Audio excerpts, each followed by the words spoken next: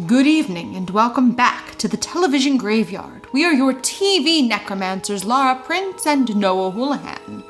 We have come here tonight to examine the spirits of past television shows to find out which ones could be resurrected, should be resurrected, and which ones should just stay doomed. This is a podcast in which we will analyze the history, the hype, and the aftermath of shows that ran only one season or only one episode. With me as always is TV's Noah Houlihan. Brought to you by the lottery. So, I know guys, it's Razzie Month. Razzie Month. But real life finds a way. And we wanted to still get an episode out this week, but we did not have the time to devote to a full Razzie Month episode just because our jobs got in the way. Our jobs got in the way. Also just Noah's birthday. Yeah, my birthday got in the way. I'm also just exhausted. I didn't get to say this on mic, but we recorded during the Super Bowl to get the Mod Sun Good Morning episode up. And at the same time of working on that, I was still working on Blood Drive alone. And they came out Tuesday, Wednesday. We had back-to-back episodes. So we could finally say that Blood Drive was behind us. We could dive back into Razzie Month. And getting both those episodes out in 1 week nearly killed me.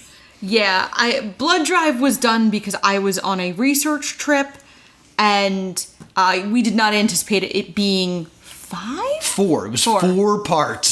So up there with Freaks and... Is that tied with Freaks and Geeks? Or was Freaks and Geeks 5? I think Freaks and Geeks might have actually jumped to 5. It was Freaks and Geeks was insane. Yeah, Freaks and Geeks was its own monster. But this week we are doing something fun. Yes. We are doing the 1993 unsold pilot for Cash Tornado. Yes, I should also say that we're also doing this because of the data we received from our questionnaire.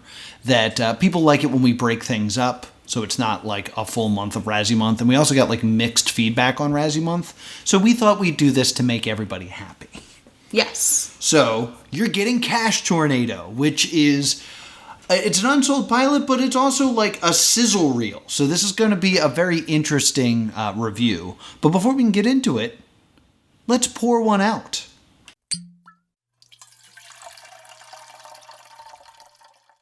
What do you got there, Laura? I have a zonk. A zonk? Yeah, it's kind of late at night, and I'm kind of tired, so it's some decaf tea, so I can zonk out later. All right. How is it? A big thing of steam just came really off of hot. It looks really hot. It's a sizzle reel. Oh, that makes sense. It's really hot. So I don't have my drink yet. No? No. I have 3 lottery wheels that I have created, each with different ingredients on it, and I'm going to spin the wheels, and we're going to see what I end up with. Oh, so boy. my drink is brought to you by the lottery. So we're going to spin the first wheel. This is the base. All right, so I got things like lime seltzer on here. I got cream soda. I got almond milk. We're going to see. And we spin.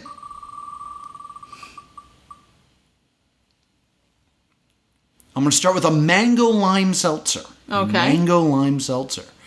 Then we got our alcohol. We got some nice stuff. We got some Liquors 43. We got 99 Bananas. We got Malibu. We got Fireball. Let's see.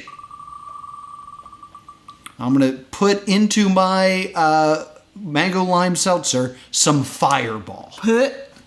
And then I got some garnishes that'll also go on to this to make it a little bit more festive. So let's give this a spin. We got like creamer and like we got some sprinkles, but we also have some liquor on here as well. There's some like blue Curaçao. Let's see. Curaçao? I know. And it's creme de menthe. So I'm going to be having a lovely drink brought to you by the lottery that will start with mango lime seltzer with Fireball and creme de menthe. We will hold while I make my drink.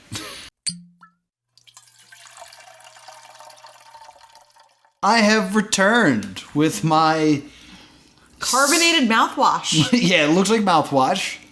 It is my citrusy, cinnamony, minty beverage. That's disgusting. It's toothpaste. It's every kind of toothpaste. Yeah, it's basically what I got here. They make cinnamon toothpaste? I'm sure they do. I'm sure they do.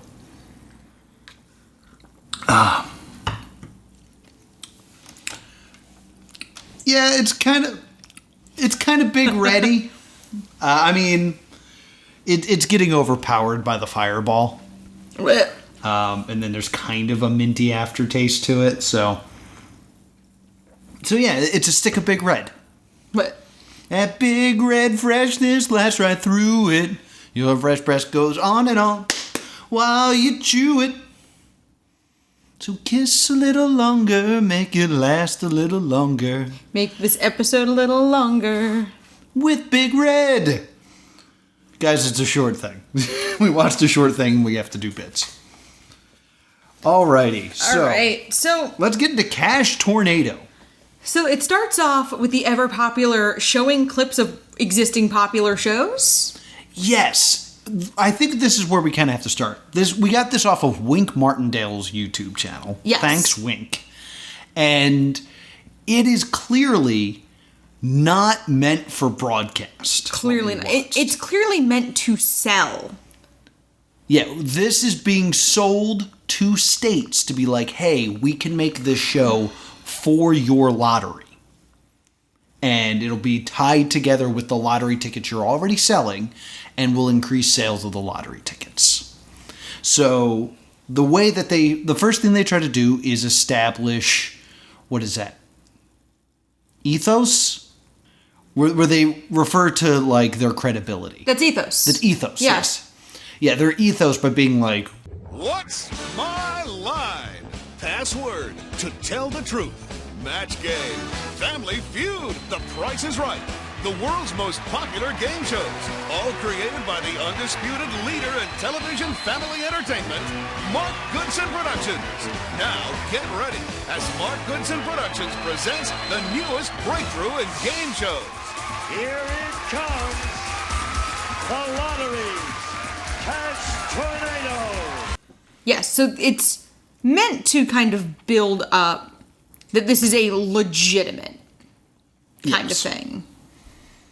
And they actually say, imagine a half-hour commercial for the lottery. Yes. And it's like, wow, it's interesting to hear them using the terms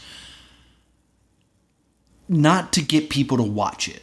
Like, I'm so used to seeing television commercials for shows be, this is why you should watch it, not be, this is why you should produce this. So it's fun being on the other side of things. Yeah, it's clearly meant to sell a concept more than the show itself, which I think is super interesting.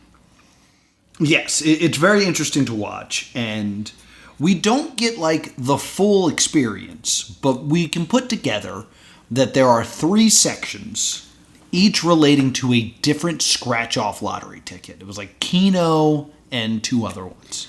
Keno, Free Fall, and Force Field. Force Field, okay. And Treasure Hunt is another one. Because they're wearing different shirts that also reference different lottery. The contestants wear shirts that reference lottery tickets as well as the games. Yes, because the way you became a contestant had to do with buying that particular scratch off. And again, that's not like made clear, but that's what you can kind of put together based off the information they're giving you. Yes. So this is like your second chance lottery, probably. You know, my family used to be real big on the lottery. Yeah. My mom used to work at a place that sold lottery tickets, so we were like big into scratch-offs and stuff. And lotteries often have second chance lottos, which are if you send in your losing ticket, you're entered into a raffle. Right. So it's kind of the idea of you're buying 2 scratch-off tickets for the price of 1, because you have double the chances to win. Right. That's what this is kind of creating. Taking sips of beverage. So we jump into one of the first, like the one game we're really going to see, where basically they're saying there's going to be tons of games. Here's one of them in full. Yes. Here's Force Field. Yes. So it's a ring of 10 equally powerful magnets over different amounts of money that range from $1,000 to $20,000. Yes. And they're trying to attract a magnetic pendulum. Mm-hmm.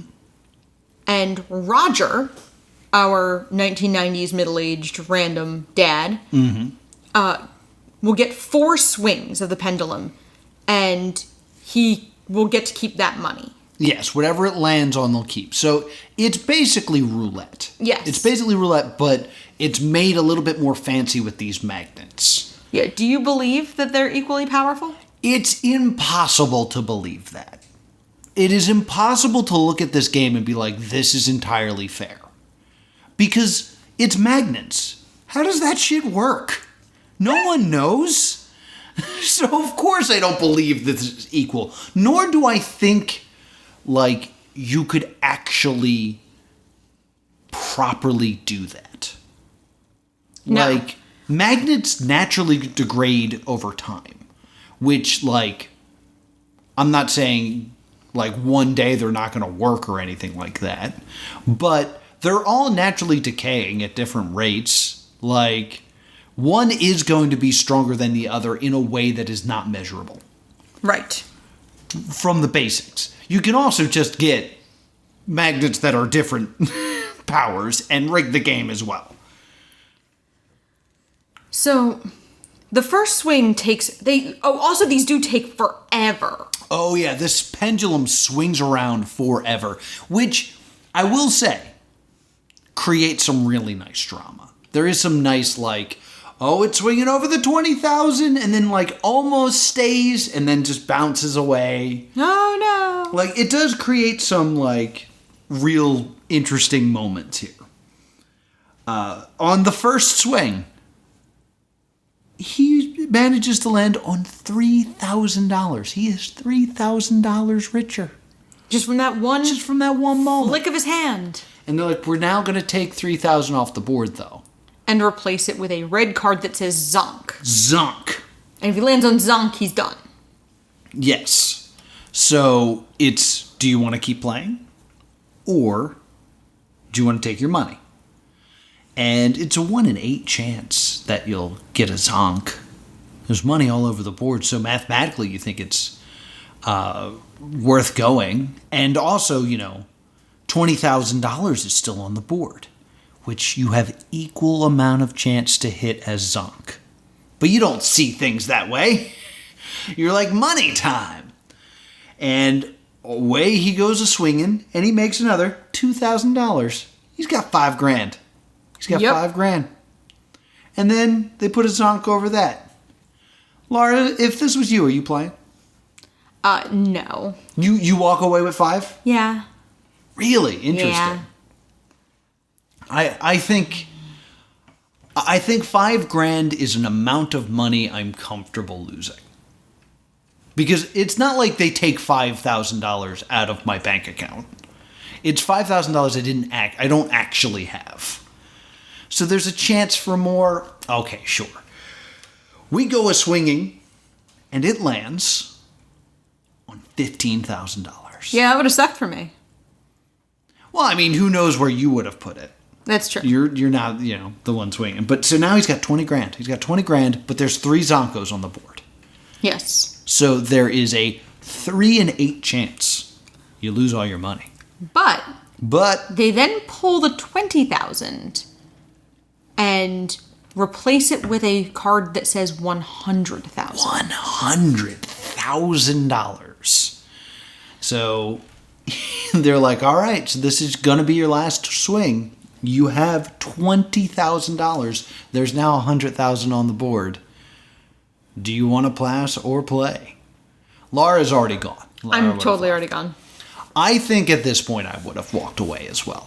Like, $20K is like, that's a big deal. That's a chunk of change. Like, I can mentally see how that affects, like, my bank account. I'm like, okay, that's good. Number go up. He looks to his wife and is like, should I go? And his wife and daughter go, "No, take the money." And he goes, I want to do it though. And he goes for it. And it lands on $10,000. Yes, so he wins a total of $30,000. Something a little interesting about Roger. Oh, do you have info on Roger? He is a longtime producer of The Price is Right. Oh, so this is all BS. Yeah. Oh, because it's not real. Yeah, this is proof of concept. These aren't, probably for legal reasons, this could not be a real game show with real contestants. So I know for a fact that's who Roger is. Other people are probably similarly friends and family. That makes a lot of sense. Because they could not legally do this. Wow, interesting. Because I did have the thought of... There are laws in a post-quiz show world about game shows and what they are and are not allowed to do. Yeah. So they would have had to either make this fully fake or make this actually real and people had to win money. Yeah, because I did have the thought of like, wow, for an unsold pilot, you just gave away $30,000. But they didn't, which makes a lot of sense. So the next game, we are left to assume two other people, Betty and Edna, have won money in their games as well, but we do not see these We games. do not see them. I have a little bit of details on them. They're all luck-based games. Yes. One of them was like boxcar racing, and you had to like guess numbers and like bet on cars. And then there was another one that was very Plinko-esque, of just like dropping a ball down a one of those things called a pachinko machine and hope it lands in the right spot. Yes.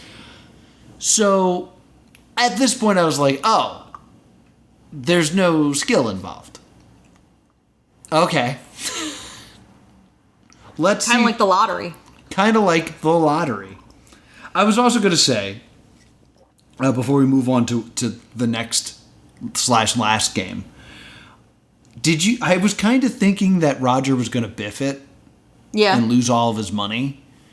Because if you're selling this to states, they're going to be like, wow, we won't even have to give money away. Yeah. Look at them losing, but he's still so happy. But it makes sense now why that might not have been exactly what happened. Because of this last game, where they are risking their money. So this is the thing I was unsure about. Were they all given $100,000 to play Avalanche, or are they playing with the money they got earlier? It seems like they are playing with the money they got earlier because they had different amounts of money. I thought that was a cut. It might have been a cut. Because my issue with this show, if you're playing with your past money, you could have 3 contestants all zonking and then just not have an end to the show if they're playing with their own money. So I think they were all given $100,000 to play with. And then the idea is they play Avalanche, which is really the old game Kerplunk. Yes. Which is you take turns pulling a stick out of a cylinder that is holding up all of these balls. Each ball is worth $10,000. For each ball you drop, you lose $10,000 of your money.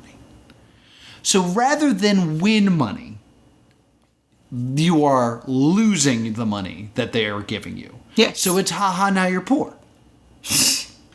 Yes. It's haha, now you're poor time. You're not wrong. So I at least looked at this like, well, There's strategy. it's a game of skill now. And like it's unfortunate you can't like walk away or like the sticks don't mean anything, but you can at least be like, okay, based on where the balls are, I should go with this stick. But the rules are you have to pick a number stick out of a bag. Yeah, you don't get to choose. Yeah, you're just like, all right, you got to pull stick number 6. And when you pull stick number 6, you're not allowed to look while you pull it. Yeah. Like, I guess they're afraid you're going to, like, try to guide the balls. That's absolutely what they're afraid. That you're going to carefully try to, like, maneuver it out. But I don't know. I feel like you could do a lot better than just close your eyes. Close your eyes and look away and pull. Also, the whole don't look makes me think, well, you could rig this then if I'm not looking at it. Yep. Don't like that. So, first is Betty. She pulls her rod, nothing falls. The next one was Edna. She drops 10 of the balls and loses all of her money. Yeah. So, like, immediately, now this person has nothing. Yeah. And not only is it purely based off of luck, but there's also the disadvantage of whatever order you go in. If you go first, the chance of you pulling a ball or pulling a stick that will drop a bunch of balls is unlikely because there's so many sticks left. Yes. Like, everything about this is just unfair blind luck stupidity. Yes. So, the second woman... So now we have, like, just... You know, we literally just have Betty and Roger left now. And I think you're right. I think they are each given $100,000 to start. Yeah. That being said, Edna drops 10 balls, and each ball that you drop is worth $10,000 taken off your total. Yeah. And only one person can win. Yes. Because if you drop the last... If you lose all your money, you're out. Yes. Or if everybody still has money left somehow, you're out if you drop the last ball. Yeah, I think that's a safety measure in the event that if three of us are playing, you, me, and my terrible drink are playing, and there are 20 balls in there, right? Yeah. I pull a stick out, and I drop 19 balls. The game has to continue, and there has to be a winner still. Yeah. So that's kind of like their safety measure. We get the alternating of, you know, Betty only drops a couple.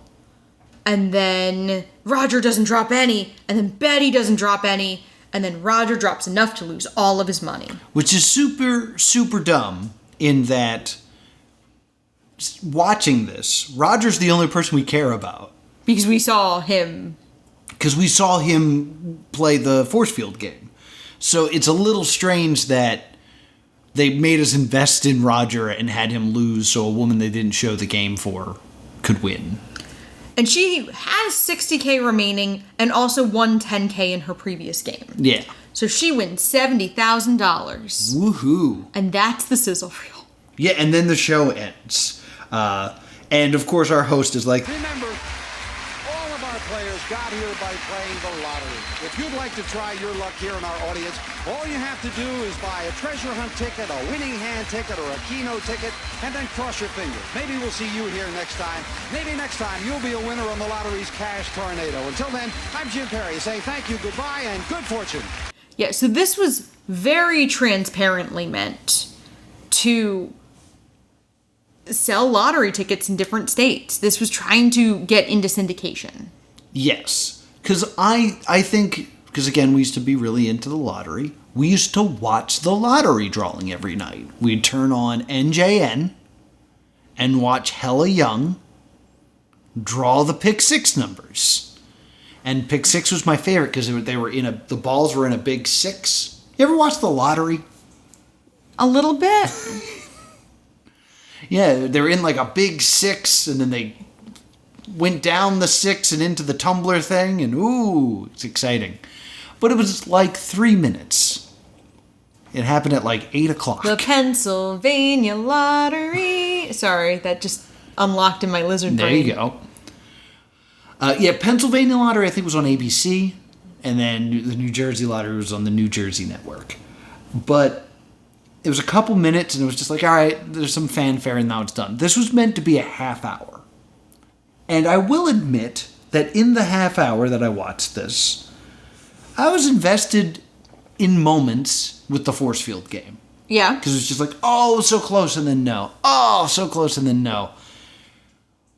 But there was nothing about it that was like, man, I'd watch this show every single week. Why would anybody really want to watch this? No idea. Like, I think it is purely designed for, like, I'd probably watch it once because as a kid I was just like, game shows, hooray. I probably would have watched it once and been like, okay, I get it. And then since it's, like, local to my area, I might watch it if someone I knew was on it. Mm-hmm. Which I think is part of the design of, like, 3 people make it on stage to play. But there was a bunch of people in each section that could have been potential contestants. So if it's like, my aunt said she's going to be in the Keno section of Cash Tornado, she could win. They say that there's like $200,000 up for grabs. Yeah. Like that's the max prize. Oh yeah, I'd watch it. And then she doesn't get picked, and then I watch the rest of the show. And then I guess there's that idea that the people watching can be like, well, I want to be on the show. I think another thing we need to think of is what time would this be airing? Because this is probably the kind of show that airs during the day. So you're probably watching it when you're homesick. Yeah, I guess so. I guess I pictured it being on during lottery time, which was like 7, 8 o'clock. But yeah, you can't compete with NYPD Blue with this. No, my thought would be that it was that it would be a daytime show. This was hosted by Jim Perry. Yes. He was the host of Card Sharks. I thought for sure he was the dad from Freaks and Geeks. Okay. I was like, wait a minute, is it this guy? There was something that he said that sounded especially like his character from Happy Gilmore. Okay. Where he's just constantly calling Adam Sandler a jackass. That I was like, he's back again? And then I Googled it and I was like, no, that is not who that is. I think there's also an issue of why do people go on game shows? To win money. I think that's the misconception. It's the reason anytime I've tried to apply for a game show, it's been to win money. I disagree with you. I know you just said that it's your thoughts and stuff like that. About what I do? About what you do, but I disagree. And because you don't apply for every game show. No, just the ones I think I would be good enough to win money. Exactly. No one's watching this and thinking, I know exactly how to nail force field. Yeah, I wouldn't apply to that one because I don't think I could win money. You are entirely missing the point. Okay? Who would watch this and think, I want to go on that particular game show? People who play the lottery? Well, maybe, but like, there's nothing about it makes it seem like a person going on there would go on there and know how to win. It's not like the show that they constantly compare it to, The Price is Right. Anyone watching The Price is Right will at some point think, this contestant's an idiot, I know better than them. Like, it's not higher, it's lower. There's no hook in this show that makes people go, this show is for me. Okay. The only thing good about it is, I want to win money. Yeah. And like, that's not enough to sustain a game show. No, it's not enough to create a classic. Right, like, you need, the money needs to be there as an appealing thing, but it also needs to appeal to a person on a level of, this is a thing I know how to do better than them. Okay. And there's none of that there. It's just random chance. They're just glitzing up a coin flip. And you need to do more than what they have here to make something interesting. Like, here's another game that's entirely luck. Deal or No Deal. Yeah. Deal or No Deal has no skill involved. It's just, did you open the right suitcase? Yet, watching Deal or No Deal, there's still enough going to it of being like, ooh, I wouldn't take that offer. Or I push it one more. Mm-hmm. I know the strategy. It's like, no. By the time you walked in there, a computer has done every algorithmic check on what the optimal thing to do is. And the banker is going to, like, rely on that to make the offer that makes the most sense. Like, you're not playing against the banker. You're playing against their carefully, like, mathematically chosen algorithm. But it has the illusion that you have skill. There's no illusion in this. It's just, I don't know, maybe the land and the thing. Yeah. And that's not good. I agree. So what's your verdict? It's a stay doomed. I was not super... I was not that interested through a lot of it, I admit. I thought it was a game show. It was all luck-based. It had so you're homesick from school vibes. Yeah, and even then, I don't think I'd stay on the channel. Like, there's no way I'm surviving a commercial break with this show.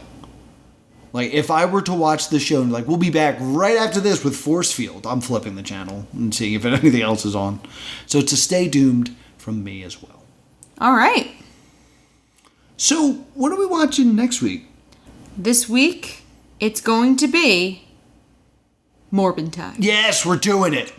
We're doing it. It's time for Mobius. Mostly because we're running out of time before the... before we have to vote. Before we have to vote, and I do want to watch the front runner before we vote. Yeah. Because right now, I'm really tempted to vote for Pinocchio. Fair enough. Also, if you would like to help support this show, keep the lights on here at Stay Doomed Studios. Head on over to our Patreon, patreon.com/plus2comedy. And at the $5 level, you get to join our awesome Discord and help decide what we do on this very show. Also, thank you to Matthew for being a super cool patron.